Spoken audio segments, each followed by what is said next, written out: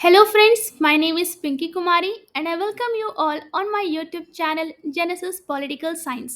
आज हम बात करेंगे चैप्टर 4 के बारे में जिसका टाइटल है इंडियाज एक्सटर्नल रिलेशंस और यह इस चैप्टर का पार्ट 5 है। आपसे मेरा ये रिक्वेस्ट है कि इस वीडियो को देखने से पहले आप इसका पार्ट 1, पार्ट 2, पार्ट 3 और पार्ट 4 ज़रूर देखें। मैं आपको यह भी बताना चाहूँगी यह इस चैप्टर का लास्ट वीडियो है और हम फॉलो कर रहे हैं आपकी NCERT text book that is politics in India since independence. चलिए हम इस चैप्टर को एक सिंपल और इजी तरीके से समझने की कोशिश करते हैं डायरेक्ट आपकी एनसीईआरटी टेक्स्ट बुक के पेजेस को रीड करके। आपसे मेरा ये रिक्वेस्ट है कि इस वीडियो को जब भी देखें आप अपने एनसीईआरटी टेक्स्ट बुक के साथ बैठें। सबसे पहले हम बात करेंगे पेज नंबर 66 पर दिए गए येलो बॉक्स के बारे में।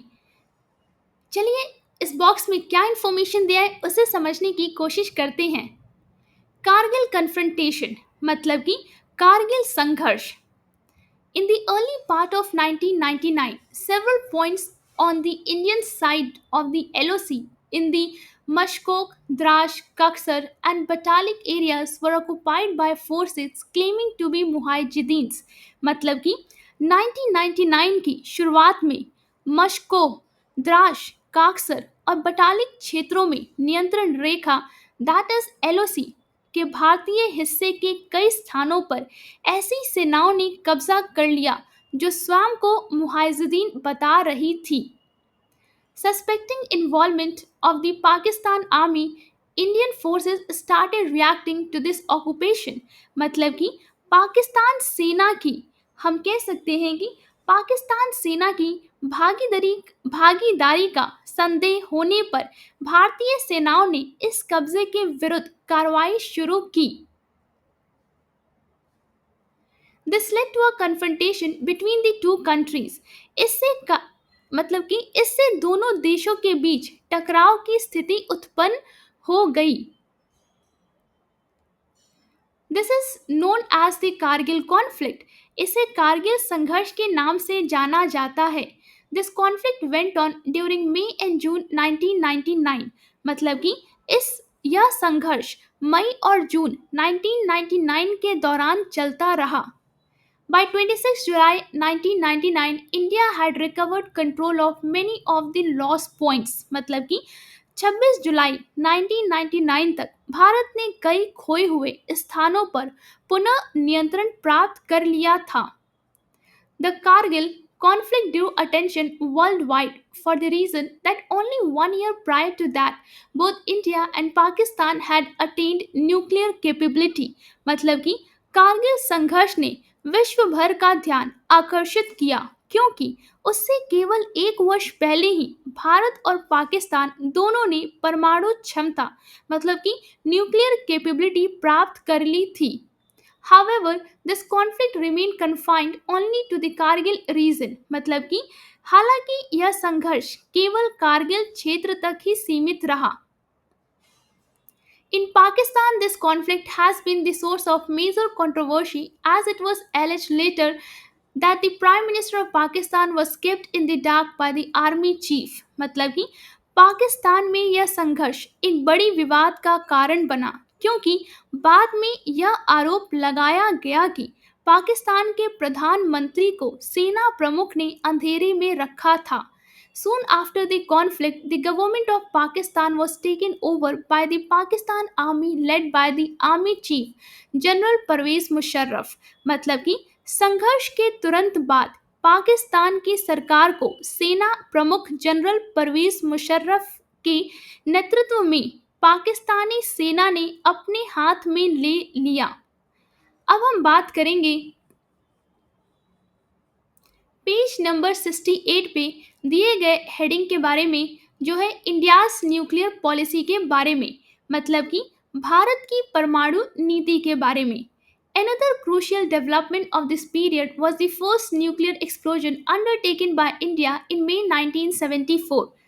मतलब कि इस अवधि का एक और महत्वपूर्ण विकास भारत द्वारा मई 1974 में किया गया पहला परमाणु विस्फोट था। Nehru had always put his faith in science and technology for rapidly building a modern India। मतलब कि नेहरू जी ने आधुनिक भारत के तीव्र निर्माण के लिए हमेशा विज्ञान और प्रौद्योगिकी पर विश्वास किया। A significant component of his industrialization plans was the nuclear program initiated in the late 1940s under the guidance of Homi J. Bhabha। मतलब कि उनके औद्योगिकरण योजनाओं का एक महत्वपूर्ण हिस्सा परमाणु कार्यक्रम था, जिसे 1940 के दशक के अंत में होमी जे भाभा के मार्गदर्शन में शुरू किया गया था। India wanted to generate atomic energy for peaceful purposes। मतलब कि भारत परमाणु ऊर्जा को शांतिपूर्ण उद्देश्यों के लिए उत्पन्न करना चाहता था। Nehru was against nuclear weapon. Nehru ji परमाणु हथियारों के खिलाफ थे। So he pleaded with the superpowers for comprehensive nuclear disarmament। इसलिए उन्होंने महाशक्तियों से व्यापक परमाणु निरस्त्रीकरण मतलब कि न्यूक्लियर डिसआर्मामेंट की अपील की। However, the nuclear arsenal kept rising। हालांकि परमाणु हथियारों का भंडार लगातार बढ़ता रहा। When Communist China conducted nuclear tests in October 1964। जब साम्यवादी चीन ने अक्टूबर 1964 में परमाणु परीक्षण किए। द 5 न्यूक्लियर वेपन पावर्स मतलब कि तब 5 परमाणु शक्ति संपन्न देश the US, USSR, UK, France and China. Taiwan then represented China. मतलब कि हम कह सकते हैं कि अमेरिका, सोवियत संघ, ब्रिटेन, फ्रांस और चीन, उस समय चीन का प्रतिनिधित्व ताइवान करता था। Also the 5 permanent members of the United Nations Security Council, जो संयुक्त राष्ट्र सुरक्षा परिषद के 5 स्थायी सदस्य भी थे, tried to impose the Nuclear Non-Proliferation Treaty that is NPT of 1968 on the rest of the world। मतलब कि हम ये कह सकते हैं कि उन्होंने 1968 की परमाणु अप्रसार संधि मतलब NPT को बाकी दुनिया पर थोपने की कोशिश की।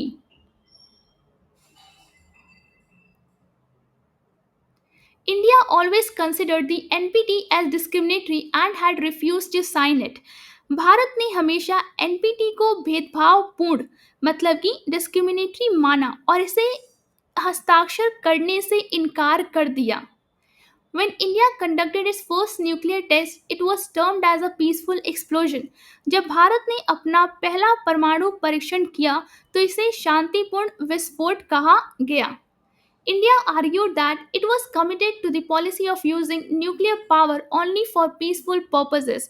भारत ने तर्क दिया कि वह परमाणु ऊर्जा का उपयोग केवल शांतिपूर्ण उद्देश्यों मतलब पीसफुल पर्पसेस के लिए करने की नीति के प्रति प्रतिबद्ध है। The period when the nuclear test was conducted was a difficult period in the domestic politics। मतलब कि जब परमाणु परीक्षण किया गया वह समय आंतरिक राजनीति मतलब डोमेस्टिक पॉलिटिक्स के लिए एक कठिन दौर था।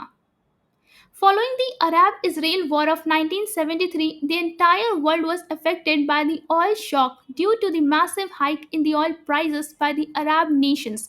मतलब कि 1973 के अरब इजराइल युद्ध के बाद अरब देशों द्वारा तेल की कीमतों में भारी वृद्धि के कारण पूरी दुनिया ऑयल शॉक से प्रभावित हुई। It led to economic turmoil in India, resulting in high inflation। इससे भारत में आर्थिक अस्थिरता उत्पन्न हुई और महंगाई बहुत बढ़ गई। As you will read in chapter 6, many hesitation were going on in the country around this time, including a nationwide railway strike। हम ये कह सकते हैं कि जैसा कि आप अध्याय 6 मतलब चैप्टर 6 में पढ़ेंगे, इस समय देश में कई आंदोलन चल रहे थे जिनमें एक राष्ट्रव्यापी रेलवे हड़ताल मतलब नेशनवाइड रेलवे स्ट्राइक भी शामिल था। Although there are minor differences among political parties about how to conduct external relations, मतलब कि हम यह कह सकते हैं कि यद्यपि विदेशी संबंधों को कैसे संचालित किया जाए इस पर राजनीतिक दलों में कुछ छोटे मोटे मतभेद रहे हैं. Indian politics is generally marked by a broad agreement among the parties on national integration, उसके बाद है protection of international boundaries and on question of national interest, मतलब कि हम ये कह सकते हैं कि लेकिन भारतीय राजनीति सामान्यतः राष्ट्रीय एकता मतलब नेशनल इंटीग्रेशन, अंतर्राष्ट्रीय सीमाओं की सुरक्षा मतलब कि प्रोटेक्शन ऑफ इंटरनेशनल बाउंड्रीज और राष्ट्रीय हितों मतलब कि नेशनल इंटरेस्ट से जुड़े प्रश्नों पर दलों के बीच व्यापक सहमति से पहचानी जाती है. Therefore, we find that in the course of the decade of 1962 to 1971, when India faced three wars over, or even later, when different parties came to power from time to time, foreign policy has played only a limited role in party politics.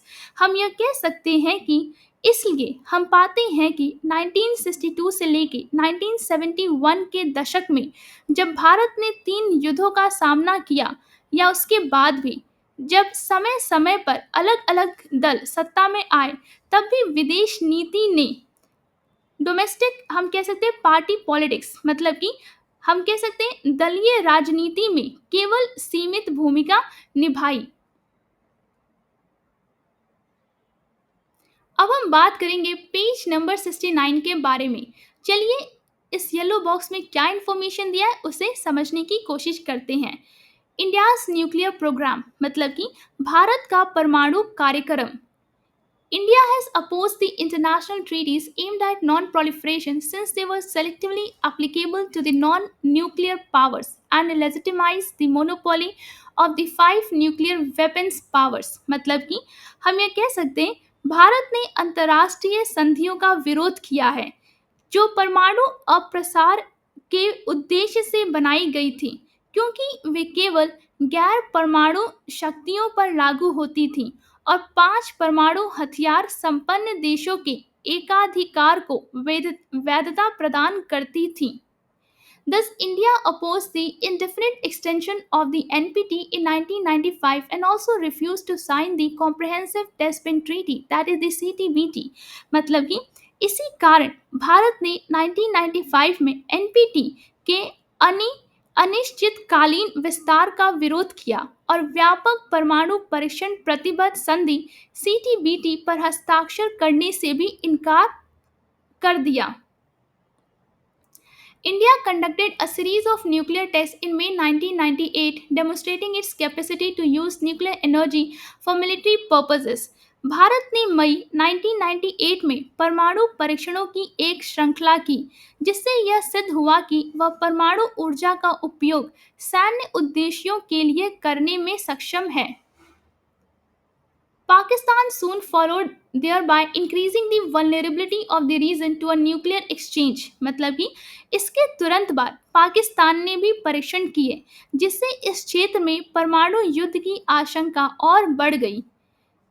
The international community was extremely critical of the nuclear test in the subcontinent and sanctions were imposed on both India and Pakistan which were subsequently waived. इसका मतलब हुआ कि अंतर्राष्ट्रीय समुदाय ने उपमहाद्वीप में हुए इन परमाणु परीक्षणों की कड़ी आलोचना की और भारत तथा पाकिस्तान दोनों पर प्रतिबंध लगाए गए जिन्हें बाद में हटा दिया गया. India's nuclear doctrine of credible minimum nuclear deterrence professes no first use and reiterates India's committed to global, verifiable and non-discriminatory nuclear disarmament leading to a nuclear weapons free India. इसका मतलब हुआ कि भारत की परमाणु नीति विश्वसनीय न्यूनतम परमाणु प्रतिरोध की है मतलब कि क्रेडिबल मिनिमम न्यूक्लियर डेटरेंस की बात करती है जिसमें पहले प्रयोग ना करने का सिद्धांत शामिल है और यह वैश्विक सत्यापन योग्य और भेदभाव रहित परमाणु निरस्त्रीकरण के प्रति भारत की प्रतिबद्धता को दोहराती है ताकि विश्व को परमाणु हथियारों से मुक्त बनाया जा सके।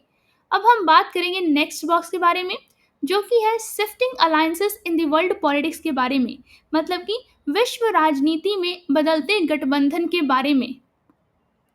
As you will read in chapter 6 and also in chapter 8, many non-Congress governments came to power in the period starting 1977। जैसा कि आप अध्याय 6 मतलब चैप्टर 6 और अध्याय 8 मतलब चैप्टर 8 में पढ़ेंगे, 1977 से शुरू होने वाली अवधि में कई गैर कांग्रेसी मतलब नॉन कांग्रेस सरकारें सत्ता में आईं। This was also the time when world politics was changing dramatically।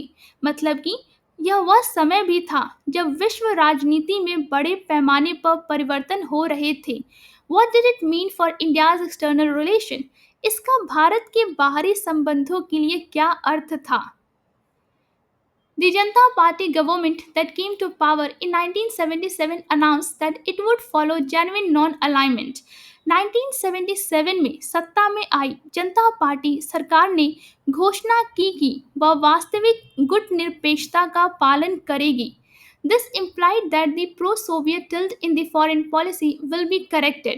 मतलब कि तब से हम यह कह सकते हैं कि इसका अर्थ यह था कि विदेश नीति में सोवियत संघ की ओर झुकाव को सुधारा जाएगा। Since then, all governments, Congress or non-Congress, have taken initiatives for restoring better relation with China and entering into close ties with the US। तब से अब तक सभी सरकारों, कांग्रेस या गैर कांग्रेस ने चीन के साथ बेहतर संबंध बहाल करने और अमेरिका के साथ निकट संबंध बनाने के लिए कदम उठाए हैं। इन Indian politics and in popular mind, India's foreign policy is always very closely linked to two questions। मतलब कि भारतीय राजनीति और जनमानस में भारत की विदेश नीति हमेशा दो सवालों से गहराई से जुड़ी रही है। One is India's stand vis-a-vis Pakistan and the other is Indo-US relations। मतलब कि एक है पाकिस्तान के प्रति भारत का रुख और दूसरा है भारत अमेरिका संबंध। In the post-1990 period, the ruling parties have often been criticized for their pro-US foreign policy। 1990 के बाद के दौर में सत्तारूढ़ दलों मतलब रूलिंग पार्टीज की विदेश नीति को अक्सर अमेरिका समर्थक होने के लिए आलोचना का सामना करना पड़ा है। Foreign policy is always dictated by ideas of national interest। मतलब कि विदेश नीति हमेशा राष्ट्रीय हितों के विचारों से निर्देशित होती है। In the period after 1990, Russia, though it continued to be an important friend of India, has lost its global preeminence। मतलब कि 1990 के बाद की अवधि में रूस यद्यपि भारत का एक महत्वपूर्ण मित्र बना रहा, लेकिन उसने अपनी वैश्विक प्रधानता खो दी। Therefore, India's foreign policy has shifted to a more pro-US strategy। मतलब कि हम यह कह सकते हैं कि इसलिए भारत की विदेश नीति अधिक अमेरिका समर्थक रणनीति की ओर मुड़ गई। Besides, the contemporary international situation is more influenced by economic interest than by military interest। मतलब कि इसके अलावा समकालीन अंतर्राष्ट्रीय परिस्थिति पर सैन्य हितों की तुलना में आर्थिक हितों का अधिक प्रभाव है। This has also made an impact on India's foreign policy choices। इसका प्रभाव भारत की विदेश नीति के विकल्पों पर भी पड़ा है। At the same time, Indo-Pakistan relations have witnessed many new development during this period। मतलब कि हम ये कह सकते हैं इसी समय भारत पाकिस्तान संबंधों ने इस अवधि में कई नए विकास देखे हैं। While Kashmir continues to be the main issue between the two countries, there have been many efforts to restore normal relations। जहां एक और कश्मीर दोनों देशों के बीच मुख्य मुद्दा बना हुआ है, वहीं दूसरी ओर सामान्य संबंध बहाल करने के लिए कई प्रयास भी हुए हैं। This means that cultural exchanges, movement of citizens, and economic cooperation would be encouraged by both countries। इसका अर्थ है कि दोनों देशों द्वारा सांस्कृतिक आदान प्रदान मतलब कल्चरल एक्सचेंजेस, नागरिकों की आवाजाही मतलब मूवमेंट ऑफ सिटीजन्स और आर्थिक सहयोग मतलब कि इकोनॉमिक कोऑपरेशन को प्रोत्साहित किया जाएगा। Do you know that a train and a bus service operate between these two countries? क्या आप जानते हैं कि इन दोनों देशों के बीच एक रेल और बस सेवा चलती है? This has been a major achievement of the recent times. यह हाल के समय की एक बड़ी उपलब्धि रही है, but that could not avoid the near war situation from emerging in 1999. लेकिन यह 1999 में लगभग युद्ध जैसी स्थिति बनने से रोक नहीं सका. Even after this setback to the peace process, efforts at negotiating durable peace have been going on. मतलब कि शांति वार्ता प्रक्रिया को इस झटके के बावजूद स्थायी शांति स्थापित करने के प्रयास जारी रहे हैं। उम्मीद करती हूँ पेजेस आज हमने डिस्कस किया वो आपको एक सिंपल और इजी तरीके से समझ में आया होगा। इस प्रकार आज हमने इस चैप्टर को कंप्लीट कर लिया है। अगर वीडियो अच्छा लगा हो तो लाइक और सब्सक्राइब करना ना भूलिए, शेयर जरूर करें और अपने दोस्तों को भी इस चैनल के बारे में बताइए। कमेंट्स में अपनी राय ज़रूर दें, बेल आइकन पे क्लिक करें ताकि अगला वीडियो मिस ना हो। मिलते हैं नेक्स्ट वीडियो में, तब तक के लिए थैंक यू।